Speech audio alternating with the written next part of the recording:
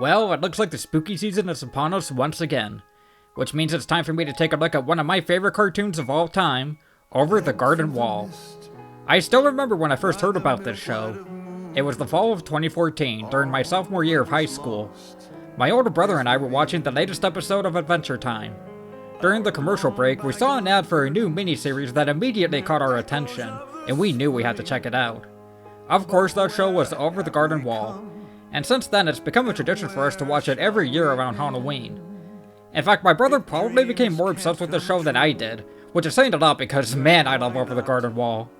Not only is it my favorite Cartoon Network series, but it's also probably my second favorite cartoon in general. What's my number one favorite, you may ask? Well, I might save that for another video. Anyways, since Halloween is coming up again, I decided to pay tribute to one of my favorite shows by ranking each of its 10 episodes. That may not seem like a lot, but the creators packed everything they could into those 10 episodes. Plus, it makes the show easy to binge watch as it's basically like watching a long movie. It also means this will be way easier to make than my SpongeBob video. And before we begin, I should mention that there will be massive spoilers in this video. So if you haven't watched Over the Garden Wall, first of all, what are you doing with your life? And secondly, you may just want to skip this video entirely. But if you have seen the show or just don't care about spoilers, you're good to go. So without further ado, let's head into the unknown and take a look at Cartoon Network's spookiest show. We're kicking things off with the third to last episode of the miniseries, Babes in the Woods. But before we get into it, let me just make something clear. Like in my SpongeBob ranking, just because an episode is kind of low on the list doesn't mean I hate it. In fact, I love pretty much every episode of Over the Garden Wall. There's just some I love more than others. And the one I love least of all is Babes in the Woods. The episode kicks off during probably the bleakest point in the story. Wirt and Greg have been betrayed and abandoned by Beatrice, they just escaped from Auntie Whispers and Lorna, and now they're not sure where to go next. Of course, Greg doesn't seem to be too bothered by this, but Wirt is left feeling despondent and hopeless. Eventually, he's so overcome with his depression that he just gives up and lies down under a tree, all the while being slowly covered in branches.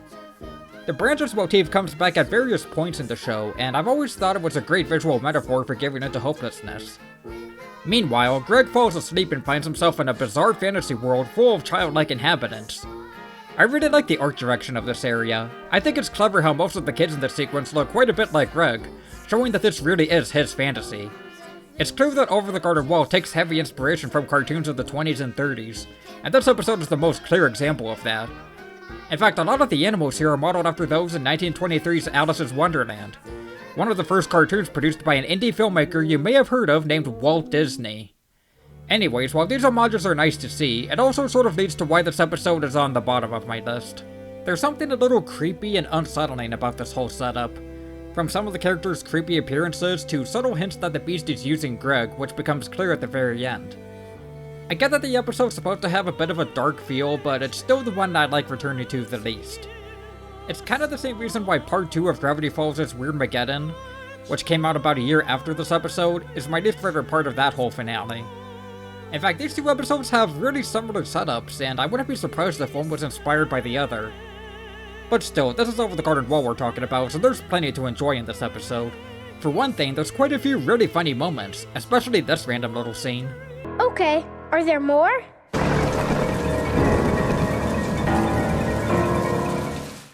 Well, that's enough. And much like the rest of the show, there's also some great songs. My favorite is probably The Old North Wind. Going back to the vintage cartoon feel of the episode, that song totally sounds like something Cab Calloway would have performed in a Betty Boop short. Oh yeah, the old north wind starts to howl, puffs up, furls his brow now. By the way, you'll hear me praise the music of the show a lot, as I think the Blasting Company did an amazing job. But yeah, the creepy and somber atmosphere of Babes in the Woods makes it my least favorite episode to return to. But it still has quite a bit of what makes Over the Garden Wall so great.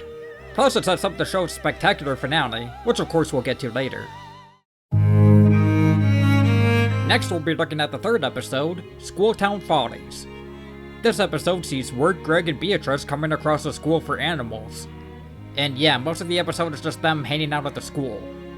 This leads me to the reason why this episode is a bit lower on the list. Compared to most of the other episodes, this one doesn't really affect the overall plot that much. To be fair, it is only the third episode of the series, meaning we're still less than halfway through at this point, so it's not that big of a deal.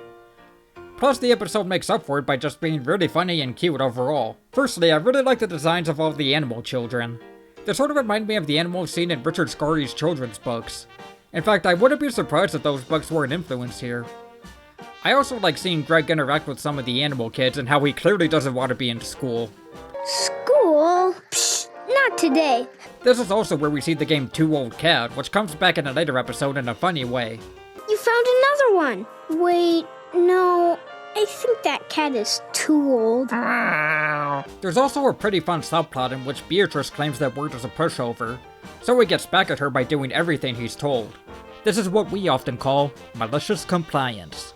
But my favorite part of the episode is the human characters we meet, including the teacher, Miss Lanetree. She leaves a strong impression right off the bat with her endearing voice provided by Jenna Klein, and how she constantly brings up her boyfriend, Jimmy Brown. She also gets a really memorable song that's one of the highlights of the episode for me. We only hear a small snippet in the episode itself, but you can hear the whole thing on the soundtrack album, and I highly recommend checking it out. A is for the apple that he gave to me, but I found a worm inside. Another memorable song is Potatoes and Molasses, though admittedly it is quite the earworm. Oh, potatoes and molasses. If you want some, oh, just ask us. They're warm and soft like puppies in socks. Of course, there's also plenty of funny moments, such as the running gag of characters randomly bringing up that wild gorilla on the loose. Though I must admit that the design of the gorilla itself is a bit questionable. There's also the funny twist that the gorilla is actually Jimmy Brown himself, who was trapped in a gorilla costume, which always makes me think of that one SpongeBob episode. And am I the only one who thinks Jimmy sounds exactly like Hank Hill? It's not the same voice actor. Thomas Lennon actually voices Jimmy and does a really good job, I might add. But they do sound extremely similar. That's right, darling. I was the gorilla. So you're telling me my boy can't go hunting because you wouldn't let a couple of twig boys starve? But anyways, while this episode may not have as much depth as most of the others, it's still extremely fun and has plenty of that over the garden wall charm. Next up is actually the first episode of Over the Garden Wall, The Old Grist Mill. This episode serves as a great introduction to the series. The show's dark, foreboding atmosphere is established right away, starting with the opening song, Into the Unknown. Into the unknown. No, not that one, which features little vignettes serving as teasers of what's to come. The song itself is also amazing and leaves a great impression right away. Jack Jones's singing combined with the dark, melancholy melody and cryptic lyrics make for one of the best numbers in the show. Led through the mist by the milk light of moon, all that was lost is revealed. And we haven't even gotten to the actual plot yet. We start with Wirt and Greg wandering through the forest of the unknown, with neither of them sure how they got there. This immediately sets up the intriguing mystery of what exactly the unknown is, which the show never fully addresses, but I'll go into my own theories about it later on in the video. They quickly run into Beatrice, though she doesn't play a big role in this episode as Wirt and Greg just sort of leave her. They eventually come upon the titular Old Grist Mill, which is such a cool location and would honestly make for a great painting. It also sort of reminds me of the 1937 Disney cartoon The Old Mill, which the show actually directly references in a later episode. It's at the mill where they meet one of my favorite characters, the Woodsman. You can tell right away that he's hiding something and clearly has a connection to the Beast, whom he warns the boys about. And of course his character is made even more memorable with Christopher Lloyd's great voice performance. But remember, the Beast haunts these woods, ever singing his mournful melody in the search of lost souls such as yourselves. We also get some more funny antics with Greg as he inadvertently leads a scary dog to them with his candy trail. At first, Wirt thinks this is the Beast, leading to one of my brother and I's favorite lines from The Woodsman. The dog? That is not the Beast! But before that, we see the dog go back to normal after coughing up a black turtle, which also comes up in a later episode. Overall, this episode does a great job setting up the mystery and atmosphere of Over the Garden Wall, which would only get more and more intriguing as the show went on. The Old Grist Mill may not shine as bright as most of the other episodes, but it helps get you ready for a truly one-of-a-kind series. Next in the ranking is Mad Love. Believe it or not, this was actually the first episode of Over the Garden Wall that I watched. Yeah, I somehow missed the first 4 episodes. And honestly, this isn't the worst episode to start out with. In this one, Wirt, Greg, Beatrice, and Fred the Horse find themselves in the mansion of the eccentric Quincy Endicott, voiced wonderfully by John Cleese. Ha ha! Yes, it's all for the money. Yes, the money takes my mind off my troubles, the deep, soul-crushing loneliness. Wirt and Greg are pretending to be his long-lost nephews, hoping to get some money for the ferry. But right away, it's clear that there's something up with Endicott as he keeps rambling on about a spirit in the house. Cleese does a really good job selling us on how eccentric and borderline insane Endicott is, who makes the other characters seem pretty normal by comparison. Maybe it would be good to talk to someone. Well, it all began one day when I was exploring my exceedingly large and labyrinthine manor here. I happened upon a section of the house I didn't even recall building. Isn't that funny? Must have been the old wing. This is also the only episode to prominently feature Fred the Horse, voiced by Fred Stoller, who once again does a really nice job. Fred joined the group at the end of the previous episode, which we'll get to later, but this is the only time where he actually gets to do something. Though really he's just there to help the others steal money and become suspicious of Endicott. It's pretty funny how one of Fred's first lines is him making it clear that he wants to steal money from Quincy. No, we didn't. Fred's a talking horse. He can do whatever he wants. I want to steal. We also learn a little more about Greg and Beatrice as they find themselves stuck in a hiding spot in the mansion. We learn that Greg ended up in the unknown partially because of a girl he had a crush on, and about how he's musically inclined and apparently has an affinity for interior design periods. It's like French Rococo style. That doesn't really seem in line with Endicott's Georgian sensibilities. How? What? Who on earth am I talking to right now? Should I not know that sort of stuff? As for Beatrice, we find out that she used to be human, but accidentally got her and her family cursed to become bluebirds. So now she has to find Adelaide to change her back. As a side note, Wirt's initial reaction to this is pretty funny and kind of parallels what the audience is thinking at this point. You used to be human? Did I know that? I don't think I knew that. Jiminy Cricket! Let's just find some coins, alright? These kinds of character interactions are one of the many things that make Over the Garden Wall so special, especially with how natural a lot of the dialogue sounds.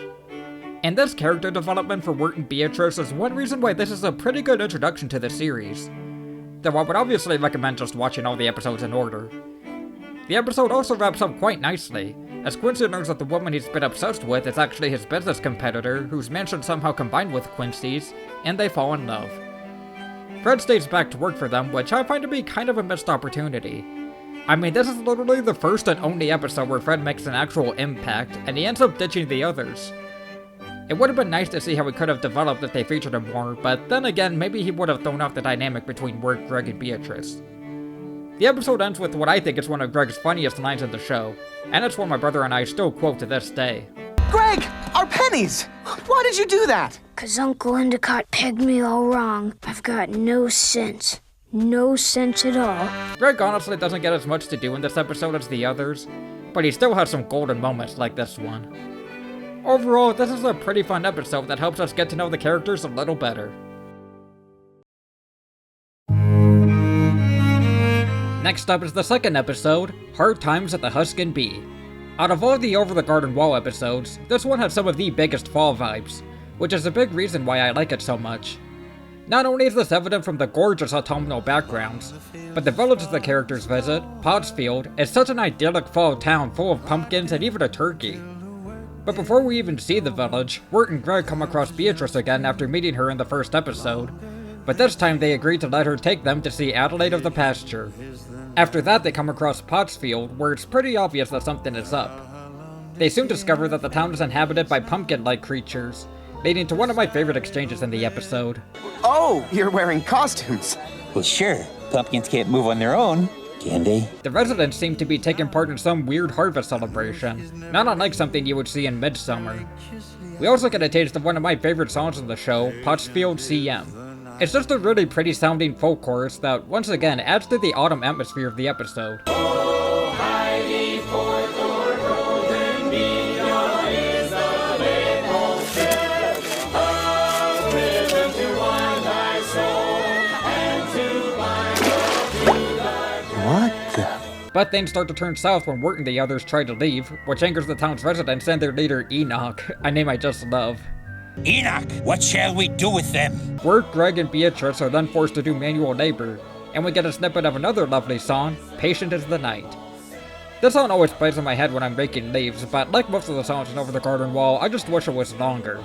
Among the fields of straw and stover, locked in till the workday's over. Eventually, Wirt starts to fear that he and the others are digging their own graves, but in reality they're digging up skeletons, which are what the Pottsville residents actually are. Leading to another funny line that my brother and I quote a lot. Thanks for digging up the life of the party. Not only is the line delivery itself really funny, but it's weird to hear it come out of a female-looking character. Anyways, Wirt, Greg, and Beatrice leave, and yeah, the episode just kind of ends. I'll say right now that the episode's biggest problem is, much like Schooltown Follies, it kind of feels a bit anticlimactic and doesn't really have much going on. But the episode's cozy fall atmosphere combined with some really funny moments, creative character designs, and lovely music are enough to still make me love it.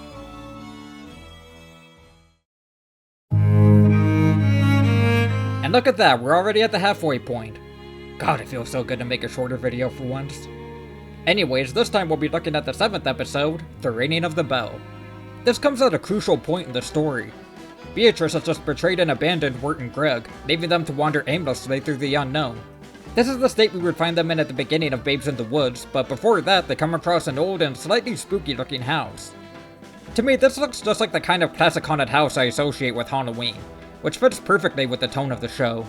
The boys meet a girl at the house named Lorna, who is one of my favorite minor characters in the show. She has a really sweet personality, complete with a soft voice provided by Shannon Sossaman. I hope I'm pronouncing that right. Come out, my turtles. She sleeps. We find out that this girl is sick and being taken care of by her somewhat cruel Auntie Whispers, another character I love. She has such a memorably creepy design that looks like something straight out of a Studio Ghibli movie. And of course, Tim Curry does an amazing job providing her calm but eerie sounding voice. Then no one shall be devoured alive tonight. Wirt is quickly angered by Auntie Whisper's treatment of Lorna, leading to a reveal that's also probably the funniest moment in the episode for me. Yeah, see? That's super weird. I don't mean to insult your family, but... Oh, she's not my real aunt. Oh my gosh. See? Wirt and Lorna plan on escaping together, leading to both of them possibly developing feelings for each other. Hey, careful Wirt, you still have a crush back at home. This is also where we get another one of my favorite songs from the show, Like Ships.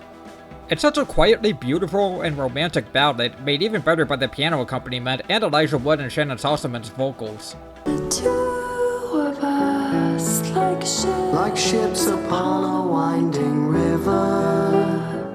The only downside is that, much like a lot of songs from Over the Garden Wall, it feels way too short and only lasts for less than a minute.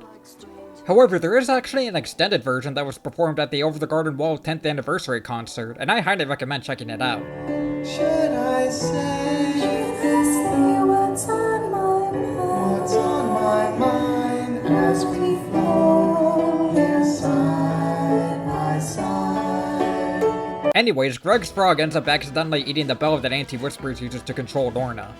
Oh, and speaking of which, I don't think I've mentioned the frog yet, but I find him to be really cute, and the running gag of Greg giving him different names throughout the series is a really funny touch. This is when we find out the episode's big twist, which is that the bell actually controls an evil spirit that has possessed Lorna and tries to kill Wirt and Greg.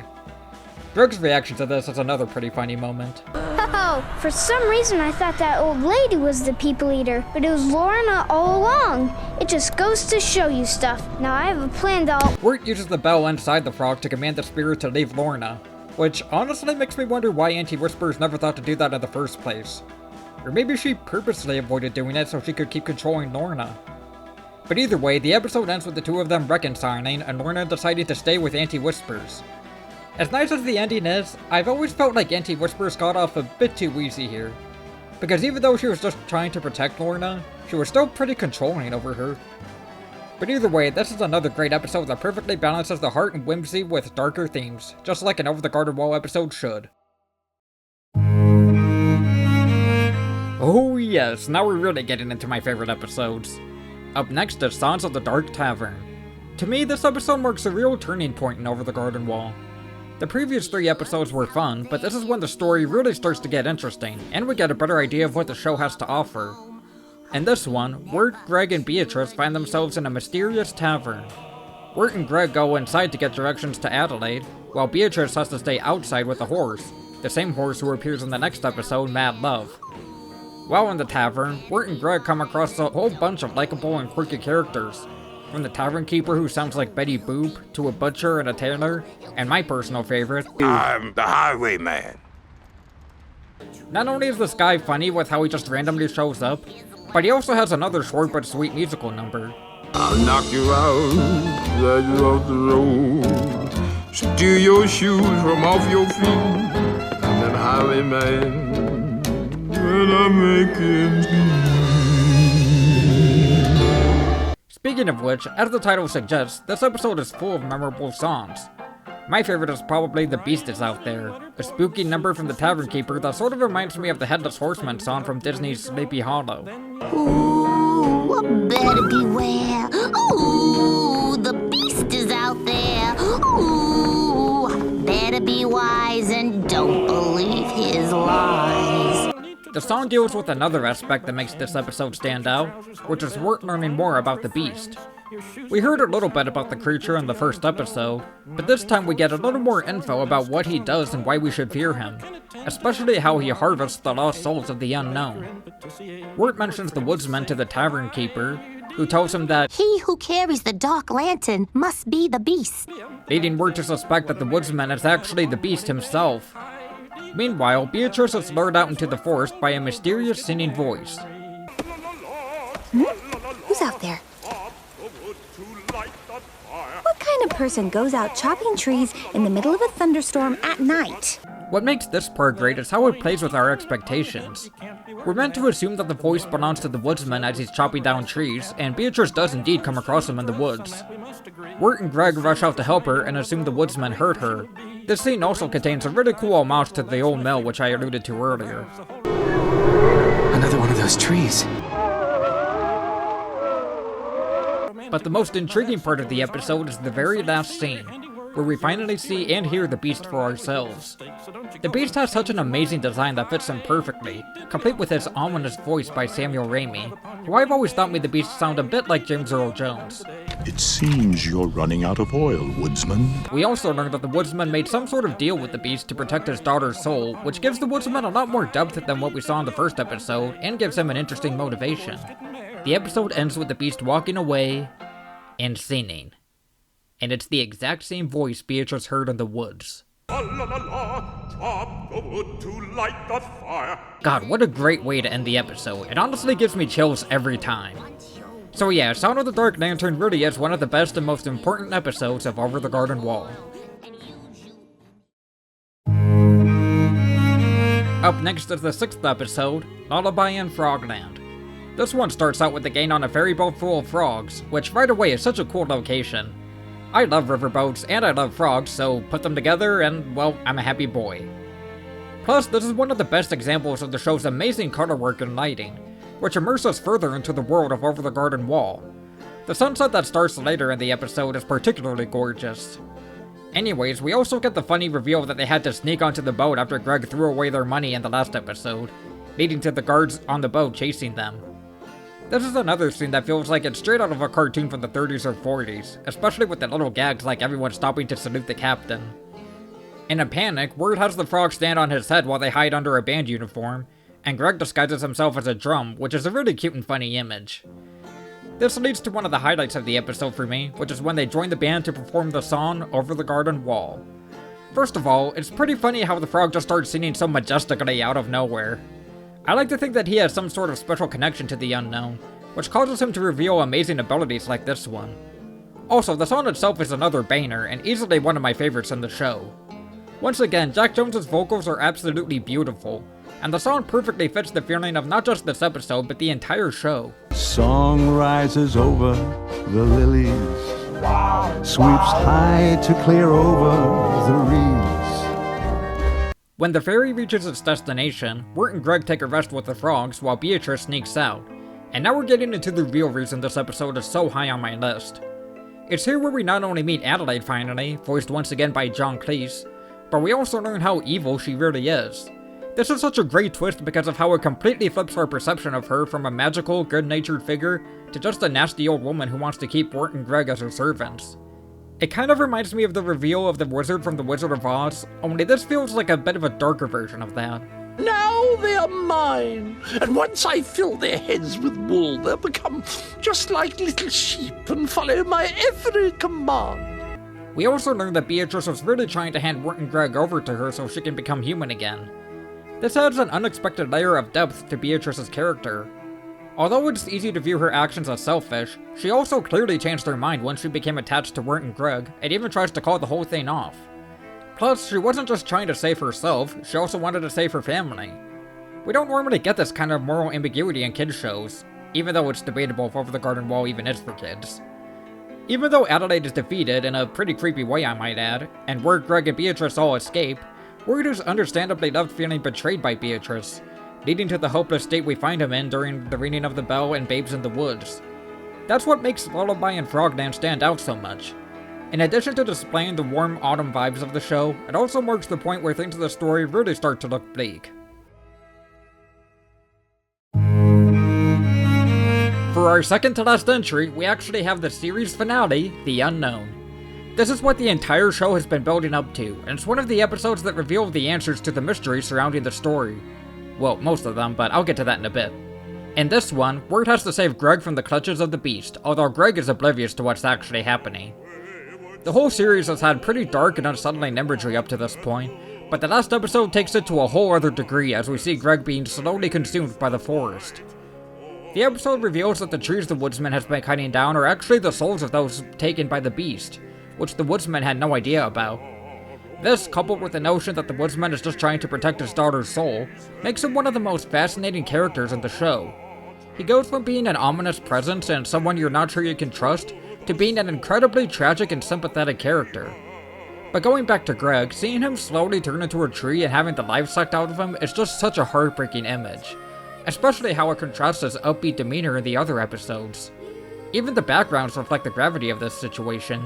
Throughout the show, the environment of the unknown slowly changes from a beautiful fall landscape to being more cold and desolate. This episode is when that change finally hits its peak, turning the unknown into a snowy wasteland. Eventually, Wirt and Beatrice finally make it to Greg, but by that point he's so consumed by the tree that it looks like he might die.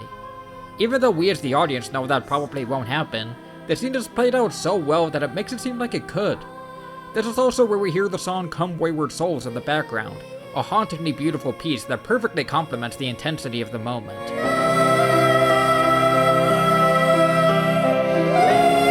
Finally, the Beast tries to make the same deal he made with the woodsman by having Wirt carry around a lantern to save his brother's soul.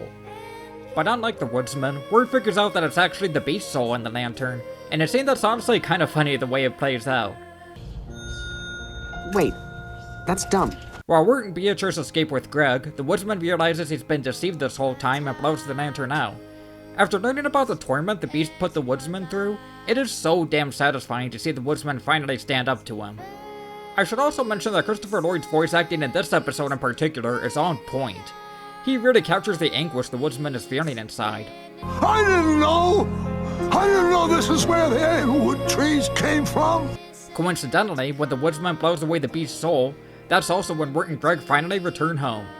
They go to the hospital, Wirt finally asks Sarah out, and we even get some vignettes of the characters in The Unknown get their own happy endings, including the woodsman being reunited with his daughter, and Beatrice and her family becoming human again. While this is a really satisfying ending in terms of the characters getting what they want, it doesn't fully explain everything that just happened. Now's the part where I start theorizing. I know I'm not the first person to think of this, but I've always believed that the unknown is basically the afterlife. Or, since Wirt and Greg didn't technically die as far as we know, maybe it's like a bridge between our world and the afterlife. Basically, I think most if not all of the inhabitants of the unknown are people who have had unfinished business in our world and are trying to find a purpose in this new one. The ones who have no direction are the ones who end up being taken by the Beast, like what almost happened to Wirt and Greg.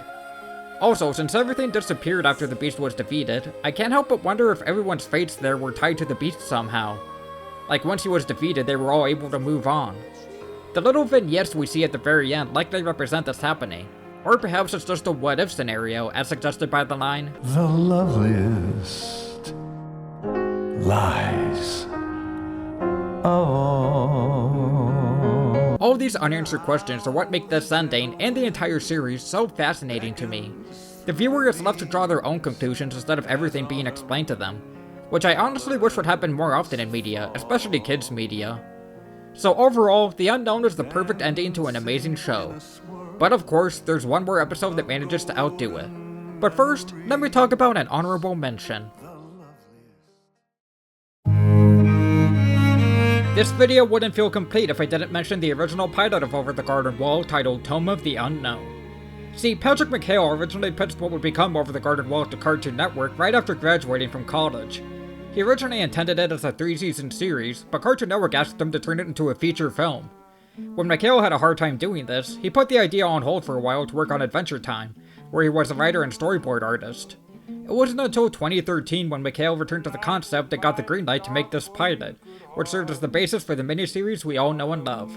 Right away, the look and feel of Over the Garden Wall is clearly established, although the story is slightly different. This time, Wirt and Greg are looking for the titular book, The Tome of the Unknown, which they later removed for the actual series, a decision I agree with. However, the story doesn't really focus on that, and instead is mostly about Wirt, Greg, and Beatrice, voiced here by Natasha Leggero instead of Melanie Lynskey, coming across a town full of vegetable people. I could honestly see a similar setting making its way to the actual series, and I'm kind of surprised they didn't return to it. They end up befriending a guy named John Krops, who performs the best song of the episode, Can't You See I'm Lonely? Can't you see I'm lonely, lonely as can be?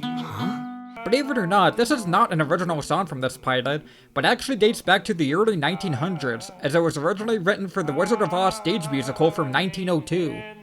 You can clearly see how this type of music influenced the Basting Company for the show's soundtrack, as this song could easily fit with the original songs on the show. Overall, while this short may not quite have the same depth as the rest of the series, it's a good start to the series and a cute short on its own. Plus, it's interesting to see which parts they would change for the show and what stayed the same. But with that out of the way, let's get to my favorite episode of Over the Garden Wall. At number 1, we have the penultimate episode of the show, Into the Unknown. No, while the final episode does a great job of wrapping up the story nicely, this one has an arguably more important job by adding context for the entire rest of the show. We learn more about Wirt and Greg and what they were doing before they came to the unknown.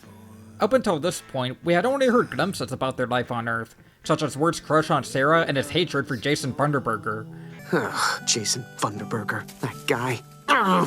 As well as the fact that he and Greg are actually stepbrothers. But this time, we get the full picture of what happened just before the events of the rest of the show. For a series that's so shrouded in mystery, it may be seen as a risky move to just lay everything out for the audience and explain what's going on, but Into the Unknown does so extremely well. For one thing, it's probably the funniest episode of the show. A lot of the comedy comes from how weird and awkward Wirt comes across toward pretty much everyone in the town except for Greg. This includes probably the funniest reveal in the series, when we finally see Jason Funderburger. Throughout the show, whenever Wirt mentions Jason, he acts like he's the coolest guy ever and you expect him to be some sort of jock type. Ugh, that guy's got his act together. He's the total package. I can't compete. But when we actually see him, he looks and sounds like this. Hey, Sarah. Are you ready to go? Whenever I show Over the Garden Wall to someone who hasn't seen it, I always love seeing their reaction to the Jason reveal. I also just generally like seeing Sarah and her friends' interactions. They're so delightfully awkward. You can let go of my hand now. Oh, yeah. You can hold my hand, Funderburger, I don't care. But the humor also adds to one of the most interesting aspects of the episode, which is how it shows Wirt's character growth. Throughout the episode, he's always getting needlessly worried or angry about the littlest things, whether it's Jason Funderburger or Greg's antics. But by the end of the series, we see Wirt start to learn how to take responsibility for himself and those around him, which makes Over the Garden Wall a compelling coming-of-age story. With a perfect balance of heart, humor, depth, and the classic autumn aesthetic, Into the Unknown is truly the highlight of Over the Garden Wall. And with that, another ranking has come to an end. It's hard for me to convey how much Over the Garden Wall means to me. It truly is like no other show, creating a captivating world full of lovable characters, intriguing mysteries, beautifully surreal visuals, hauntingly beautiful music, and plenty of humor to balance it out. When I first watched the show, I identified the most with Greg and his positive demeanor in a dark, cruel world. But as I get older, I also find myself related more and more to Wirt, as he fights against his own hopelessness and his own insecurities to make his way back home. This series speaks to so many important parts of life, from the transition from childhood to adulthood, to the mysterious nature of death and the afterlife. To this day, Halloween just isn't complete if I don't watch it at least once, whether it's for the deeper themes or just being absorbed in its autumnal atmosphere.